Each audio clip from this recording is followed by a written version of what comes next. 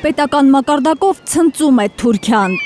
թե Անթեպի ասեղնագործության ավանդական տեսակը ՅՈՒՆԵՍԿՕ-ն գրանցել է մարդկության ոչ նյութական մշակութային ժառանգության ներկայացուցչական ցանկում։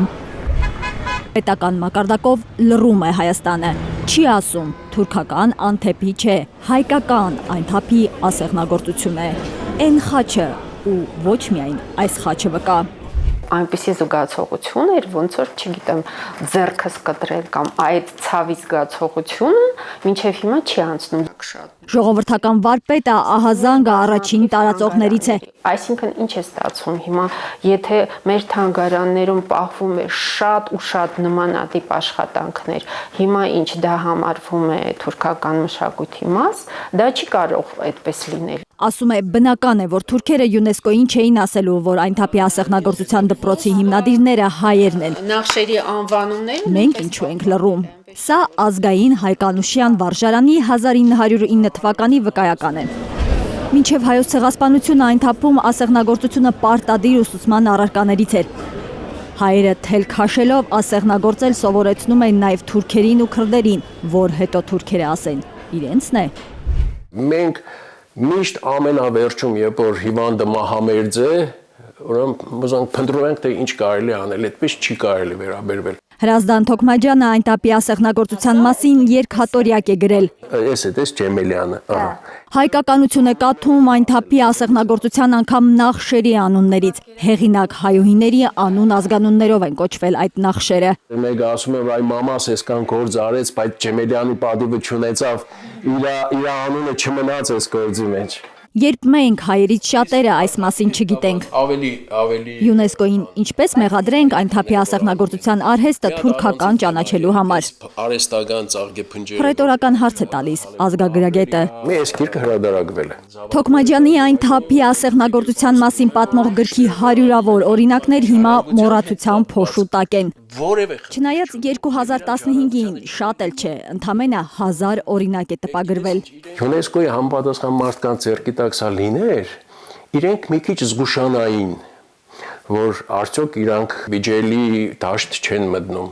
Ով է անող, ախր էդ եմ ասում, այս իմպուլսիվ վերաբերմունքը հայկական, դա ջղայնացնում է, երբեմն նաև հուսահատություն է բերում, երբեմն ասում են հասարակական կյանքի նկատմամբ բացարձակ անվստահություն է առաջանում, որ երբ որ դու ցավացնում են, ջղայնանում ես, գոռում ես, հետո մոռանում գնում ես անցում ես քո սովորական գործին, այդպես չի լինում։ Եթե այդպես է, ամեն տարի մենք, ես ասում եմ, ամեն տարի թուրքերը մի նոր անակնկալով մեզ ցավացնելու են, պատրաստվեք նոր ցավերի։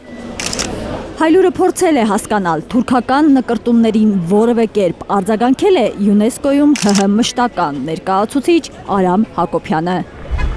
Արտաքին գործերի նախարարությունից հորդորեցին Հակոբյանին հարցերը գրավոր ուղարկել։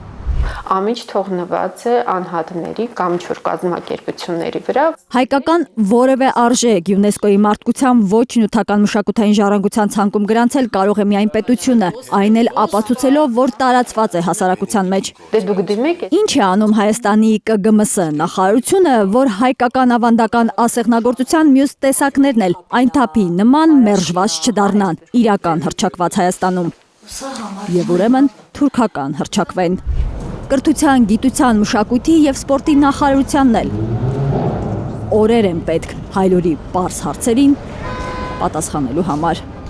Ինչ ջղայնացնում են։ Հիասթափված են ազգագրագետները, բայց հույսը չեն կորցնում։ Այն բանը կար, չէ, Պեպոյի մեջ այն Բահրատը կորցրել էր։ Մի օր այդ ՅՈՒՆԵՍԿՕ-ի կոմպյուտերները եթե չաշխատեն, իրենց այդ գրանցած բաները բոլորը գնալու է գրողի ծոցը։ Իսկ մեր ցերագործ աշխատանքը մնալու է։ Մեզ համար կարևոր է, որ ամեն օդար երկրացի, որ գալիս է Հայաստան, այստեղից Այնթապի ցերագործը որպես հուշանվեր տանի։ Ախր Այնթապի ասեղնագործությունը հայերի համար միայն լավ օժիտ դնելու, բիզնես անելու միջոց չէր։ Եվ կան նորարարական բաներ։ Ձեռքի այս շնորհքով, որը հաճախ աստվածային, ոչ թե մարդկային արարչության տպավորություն է թողնում, հայ կանայք հայոց ցեղասպանությունից մազապուրծ իրենց որփուկներին էին պահում։ Ինչ որ կար Ասեղնագործում էին աշխարհի այն անկյուններում, որտեղ հայտնվել էին բռնագաղթից հետո։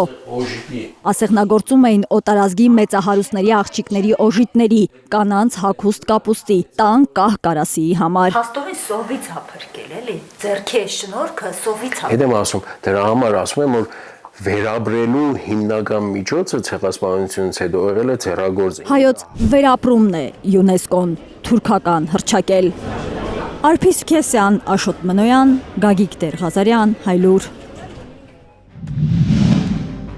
Հայաստանում ու աշխարհում տեղի ունեցող իրադարձությունների մասին առաջինն իմանալու համար բաժանորդագրվեք մեր ալիքին, սեղմեք զանգակը, որ բաց չթողնեք ամենահրատապը, կարևորն ու հետաքրքիրը։